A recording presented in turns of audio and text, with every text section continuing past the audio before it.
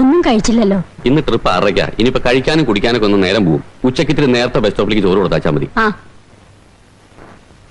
പിന്നെ ആ ദല്ലാള് ഗോപാലൻ നായര് വിദ്യയ്ക്ക് വേണ്ടി കൊണ്ടുവന്ന ആലോചന ഒന്നുകൂടെ ആലോചിച്ചാലോ?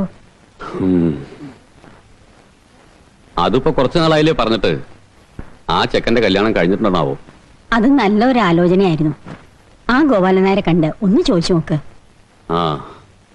വിദ്യ സുഷ്മി അമ്പലത്തിൽ പോയി വന്നിട്ടില്ലല്ലോ. ഇല്ല.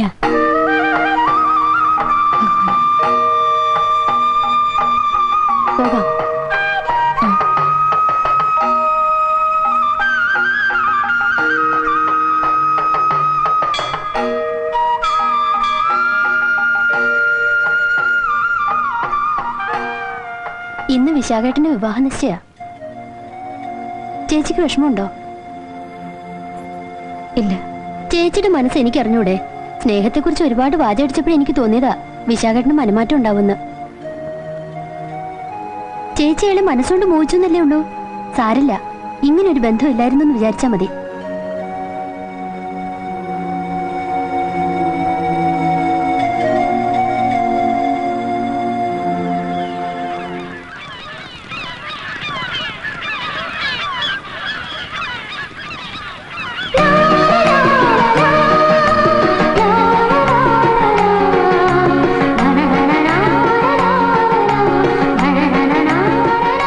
അല്ലാതെ മറ്റൊരു പെണ്ണിനെ ഭാര്യയായി സങ്കല്പിക്കാൻ പോലും എനിക്ക് വിഷമമാണ്. നമ്മുടെ കല്യാണത്തെ കുറിച്ച് ആലോചിക്കാൻ അച്ഛനും അമ്മയും നാളെ നിന്റെ വീട്ടിലേക്ക് വരുന്നുണ്ട്. ഇങ്ങനെ പെൺമക്കൾ ഓരോ ചെറുക്കന്മാരെ കണ്ടുപിടിക്കാൻ തുടങ്ങിയാൽ കാര്യങ്ങൾ എളുപ്പമാവുമല്ലോ കുറുപ്പേ. എനിക്കൊന്നേ പറയാനുള്ളൂ. വിശാഖന് പെണ്ണിനെ ഇഷ്ടപ്പെട്ട സ്ഥിതിക്ക് ഇനി ഞങ്ങൾ എതിർത്തിട്ട് കാര്യമില്ലല്ലോ. പക്ഷെ രണ്ടുപേരും തമ്മിൽ സ്നേഹമാണെന്ന് കരുതി സ്ത്രീധനത്തിന്റെ കാര്യത്തിൽ ഒരു വിട്ടുവീഴ്ചയും ഉണ്ടാവില്ല. 1 ലക്ഷം രൂപ ഞങ്ങൾക്ക് തീർത്തും കിട്ടണം. ഭൂപണ ബാങ്കിൽ നിന്ന് ലോൺ പാസ്സായിട്ടുണ്ട്. സഹകരണ ബാങ്കിൽ നിന്ന് കുറച്ച് പൈസ വായ്പയായിട്ട് തരാമെന്ന് പറഞ്ഞിട്ടുണ്ട്. പിന്നെ 20 സെന്റ് ഭൂമി വിൽക്കാനും ഏർപ്പാടാക്കി. അതിന്റെ അച്ചാരും വാങ്ങി. എന്നാലും തികയുന്നില്ലല്ലോ ഭാലു.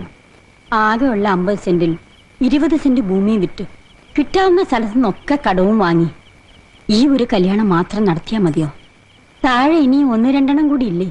ആദ്യം ഇത് നടക്കട്ടെ, പിന്നീട് അവൻ ശേഷമുള്ള കാര്യങ്ങളൊക്കെ. നമ്മുടെ സ്ഥിതി അവർക്ക് അറിഞ്ഞൂടെ? വിശാഖനായിട്ട് ഒന്ന് സംസാരിച്ചു നോക്കിയാലോ? സംസാരിച്ചു. ഈ കാര്യത്തിൽ അച്ഛനമ്മമാരെ ധിക്കരിച്ച് അവനൊന്നും ചെയ്യാൻ പറ്റില്ല എന്നാ പറയണത്. എനിക്ക് ഈ വിവാഹം വേണ്ടച്ചാ. എന്താ മോളെ? 1 ലക്ഷം രൂപ കൊടുത്ത് സ്നേഹം വിലയ്ക്ക് വാങ്ങിക്കാൻ മാത്രം അത്ര പണക്കാരൊന്നും അല്ലല്ലോ നമ്മള്. മോള് മനസ്സിൽ ആഗ്രഹിച്ച കാര്യമല്ലേ, അത് നടക്കട്ടെ. 25,000 രൂപ കുറവല്ലേ ഉള്ളൂ. മോള് വിശാഖനെ കണ്ട് സംസാരിച്ച അവൻ സമ്മതിക്കാതിരിക്കില്ല. എന്ത് പറയാൻ? 25,000 രൂപയ്ക്ക് സ്നേഹം വില കുറച്ച് തരാൻ പറയണോ?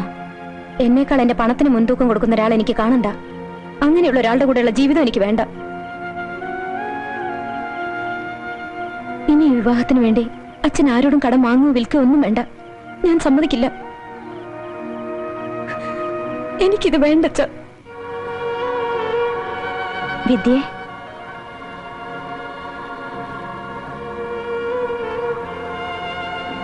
എത്ര നേരായി ഈ ഇരിപ്പ് തുടങ്ങിയിട്ട്? നിന്റെ മനസ്സിന്റെ വേദന എനിക്കറിയാം. ഇതുപോലൊരു രാത്രിയിലൂടെ കടന്നു പോന്നവളാ ഞാനും. കരയരുതെന്ന് ഞാൻ പറയില്ല. കരഞ്ഞോളൂ. മനസ്സിന് അല്പം ശാന്തത കിട്ടും. അങ്ങനെ നീ ഇപ്പൊ കേട്ടണ്ട. എന്താണത്? അമ്മേ മോനെ, ഉച്ചയ്ക്ക് വേഗം വരണം. അച്ഛന് ബസ്സിൽ ചോറ് കൊണ്ട് കൊടുക്കാനാ.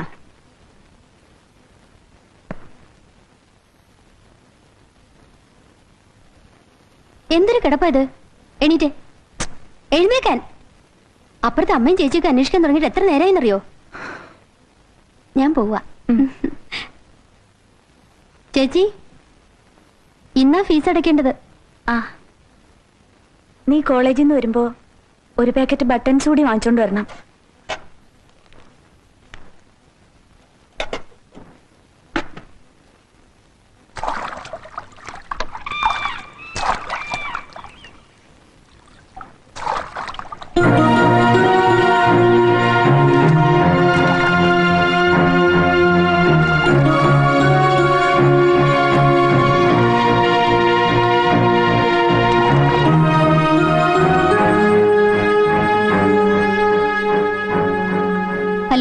വിശാഖൻ സാറേ, എന്താ സാറേ കണ്ടിട്ട് കാണാത്ത പോലെ?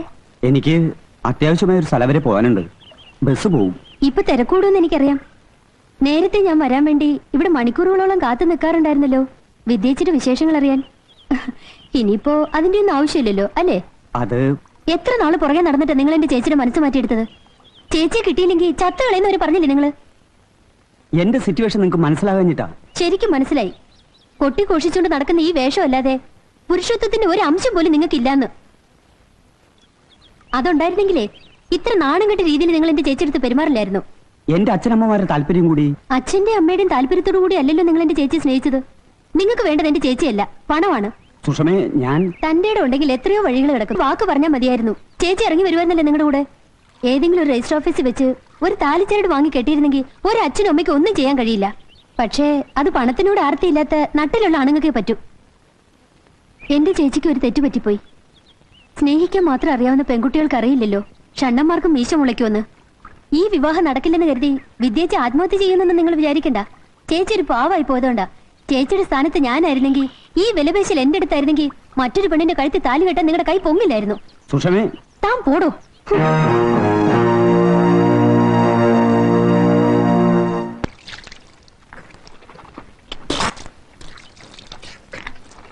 കാര്യം ഞാനൊരു വിവാഹ ബ്രോക്കർ ആണെങ്കിലും ഈ കാര്യത്തിൽ എനിക്കൊരു ബ്രോക്കർ ആകാൻ പറ്റില്ല. കാരണം എന്റെ പെങ്ങടെ മോനായി പ്രശാന്തൻ. എന്ന് വെച്ച് ബ്രോക്കർ കമ്മീഷൻ വാങ്ങിക്കാതിരിക്കാൻ പറ്റുമോ? അതും പറ്റില്ല.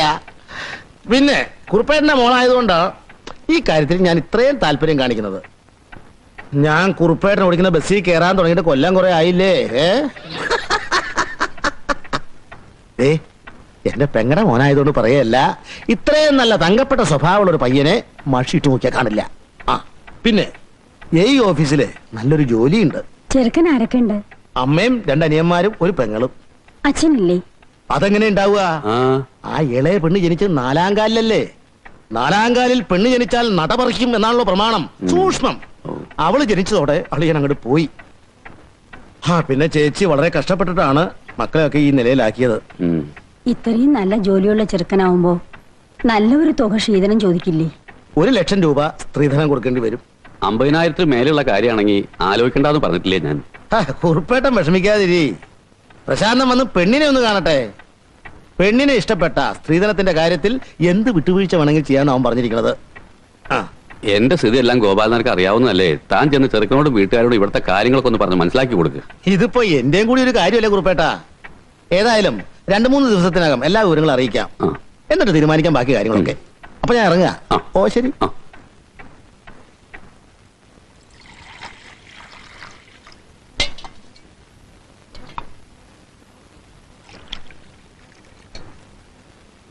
കേട്ടിടത്തോളം ഇത് നല്ലൊരു ആലോചനയാ. നടന്നാ ഭാഗ്യം. എടീ, ഇത് എന്റെ ഒരു വാശി കൂടെയാ. ആ വിശാഖനേക്കാൾ നല്ലൊരു ചെറുപ്പക്കാരന്റെ കൂടെ വേണം എന്റെ മോളെ ഇറക്കി വിടാൻ.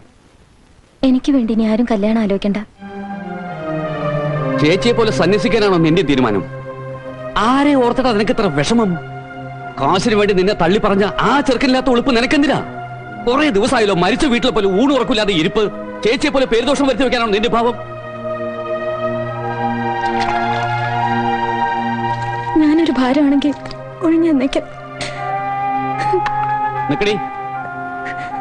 അതിനല്ലേ രാപ്പകലില്ലാതെ അധ്വാനിച്ച് നിന്നെയൊക്കെ വളർത്തി ഇത്ര ആക്കിയത്.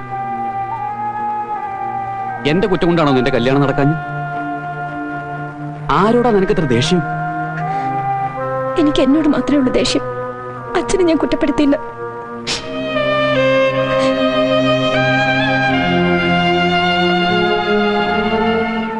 മക്കളെ, നിങ്ങളെല്ലാം കണ്ണു നിറയെ കാണുന്നത് അച്ഛന് സന്തോഷം. ഓരോരുത്തരും സ്വയം മരിച്ചിട്ട് അച്ഛന്റെ ഭാരം കുറയ്ക്കാൻ നോക്കുന്നതിന് മുമ്പ് എന്തിലെങ്കിലും ഇത്തിരി വിഷം ചേർത്ത അച്ഛനിതാ. അതിനേക്കാൾ വലിയ പുണ്യം ചെയ്യാനില്ല.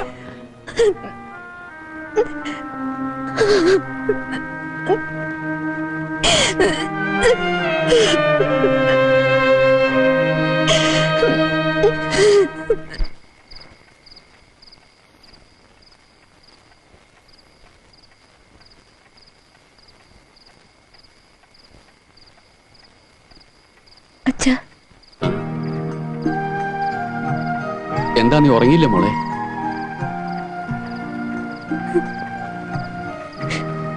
അച്ഛൻ എന്നോട് ക്ഷമിക്കണം. അച്ഛനെ വിഷമിപ്പിക്കാൻ വേണ്ടി പറഞ്ഞതല്ല. എന്റെ മനസ്സിലെ സങ്കടം കൊണ്ട്. അച്ഛൻ അറിയാൻ മോളെ നിന്റെ ദുഃഖം. എന്റെ മോള് കഴിഞ്ഞെല്ലാം മറക്ക്. നിങ്ങൾ ആരും അച്ഛനൊരു ഭാരമാവില്ല. അച്ഛൻ എന്ത് വേണമെങ്കിലും പറഞ്ഞോളൂ, ഞാൻ അനുസരിക്കാം. അച്ഛൻ ഇഷ്ടപ്പെടുന്ന ഏത് വിവാഹത്തിനും ഞാൻ സമ്മതിച്ചോളാം. മോള് പോയി കിടന്നു. അച്ഛൻ മോൾക്ക് ദോഷം വരുന്ന ഒന്നും ചെയ്യില്ല എന്ന് മാത്രം കരുതിയാൽ മതി.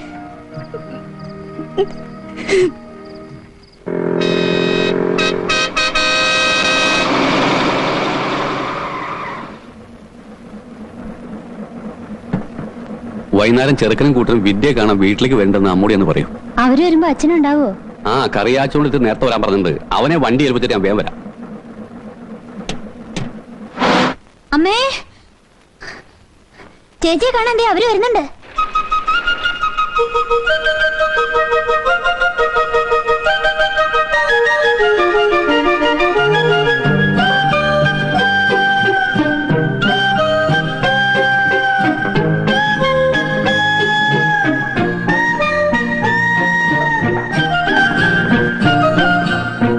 വരണം.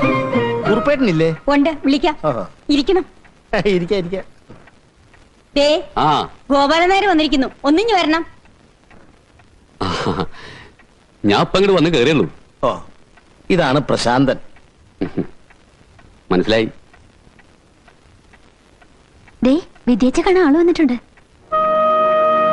കാണാൻ വലിയ തെറ്റൊന്നുമില്ല. നിങ്ങൾ തമ്മിൽ നല്ല ചേർച്ചയായിരിക്കും.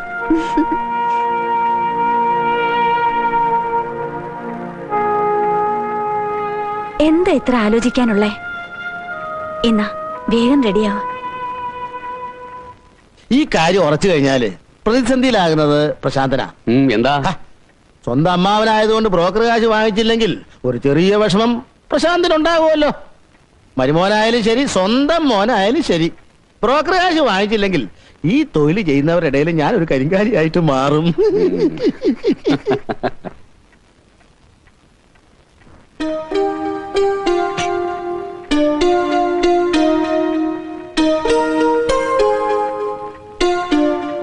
നിനക്ക് എന്തെങ്കിലും ചോദിക്കാറുണ്ടെങ്കിൽ ചോദിക്കാം.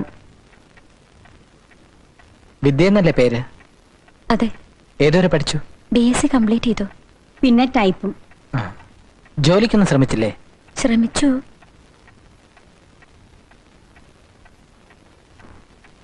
നിങ്ങൾക്ക് വേറെ എന്തെങ്കിലും പ്രൈവറ്റ് ആയിട്ട് ചോദിക്കുകയാണെങ്കിൽ ചോദിച്ചോളൂ, ഞങ്ങൾ മാറിത്തരാം. അല്ലേ കുറുപ്പേട്ടാ?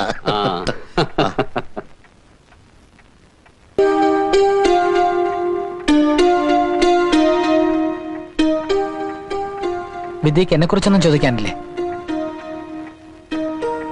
എന്നെ ഇഷ്ടമായില്ലെന്നുണ്ടോ? എനിക്കിഷ്ടായി. എന്താ രണ്ടുപേരും ഒന്നും മിണ്ടാതെ നിക്കണേ? ചോദിക്കാനുള്ളൊക്കെ ചോദിച്ചു കഴിഞ്ഞോ? എന്താ ഇഷ്ടപ്പെട്ടോ? ആ, അപ്പൊ ഇനി കാര്യങ്ങളൊക്കെ സംസാരിക്കാം. ഓ, ചേച്ചിക്ക് ആളെ ഇഷ്ടപ്പെട്ടോ? വിശാഖേട്ടന്റെ അത്രയും നല്ലതല്ല. ഒന്ന് പതുക്കെ പറയടി, അപ്പുറത്ത് ആളുണ്ട്. മോളെ,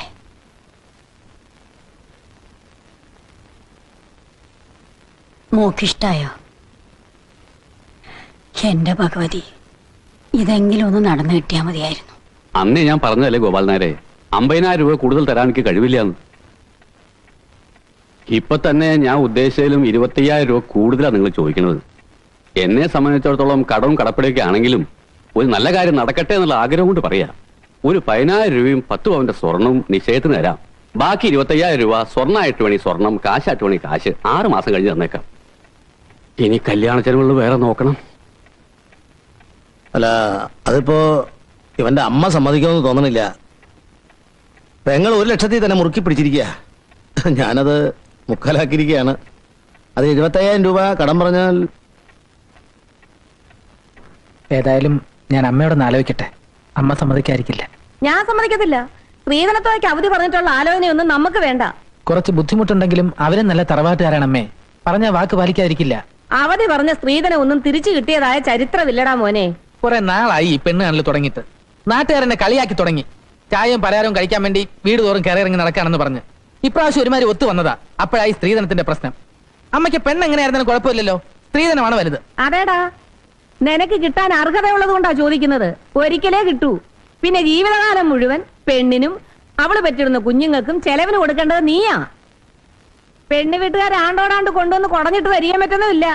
അമ്മ എന്ത് പറഞ്ഞാലും ശരി, കെട്ടുന്നെങ്കിൽ ഞാൻ ആ പെണ്ണിനെ കെട്ടു. മോനെ ശാന്ത, അഴകിട്ട് വെച്ചാ ചോറാവൂല്ലടാ, അരി ഇട്ട് വെച്ചാലേ ചോറാവൂ. അമ്മ ഇവിടെ അരിയിട്ട് വെച്ചോണ്ടിരുന്നോ? എനിക്ക് വേണ്ടി ഇനി പെണ്ണ് കാണാൻ വേണ്ട, കല്യാണം ആലോചിക്കാൻ വേണ്ട. ആ ചേട്ടൻ ഇങ്ങനെ ചൂടായാലെങ്ങനെ? ചേട്ടന്റെ സ്ത്രീധനം കെട്ടിട്ട് വേണ്ട ഇവിടെ കെട്ടിച്ചയക്കാൻ. എന്നാലേ സ്ത്രീധനം വാങ്ങിക്കാതെ ഞാൻ കെട്ടാൻ പോകുന്നത്. നിനക്ക് കിട്ടുന്ന സ്ത്രീധനം കൊണ്ട് അവളെ കെട്ടിച്ചാ മതി. പ്രദീപേട്ടന് സ്ത്രീധനം കിട്ടുമെന്ന് തോന്നുന്നില്ല. അതെന്താടാ?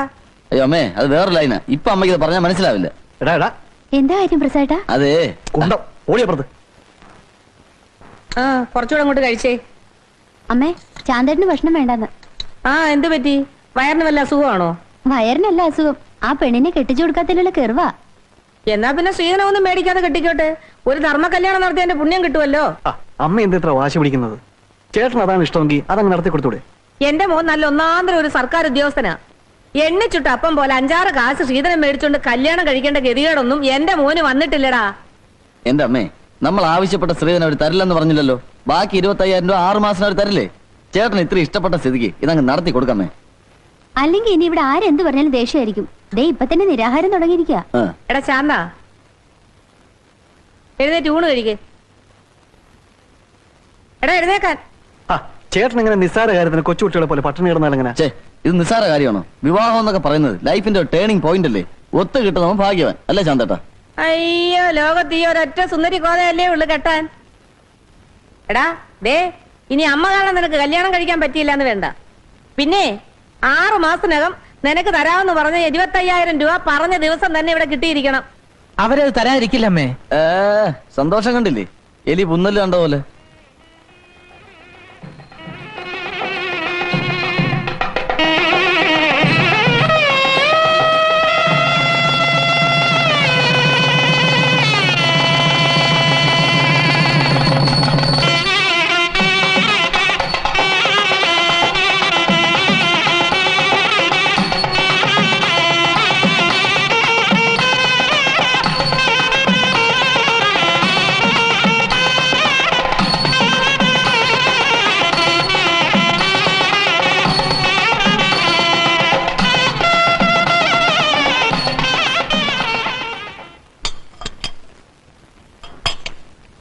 മോള് ഒന്നുകൊണ്ട് വിഷമിക്കരുത്. അന്യ വീട്ടിലേക്കൊന്നും അല്ലല്ലോ മോള് പോണത്. ഇനി അതാണ് നിന്റെ വീട്. ഭാനു, ഒന്നുകൂടി വരൂ. വിദ്യേ,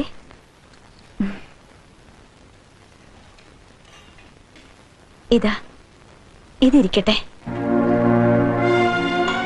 ഞാൻ നിനക്ക് വേണ്ടി കരുതി വെച്ചിരുന്നതാ. ഇത്രേ ചേച്ചിയെ കൊണ്ട് നിവർത്തിയുള്ളൂ. എനിക്കെന്തിനു ചേച്ചി രൂപ? എനിക്ക് തരാനുള്ളതെല്ലാം ഇവിടുന്ന് തന്നല്ലേ വിടുന്നത്.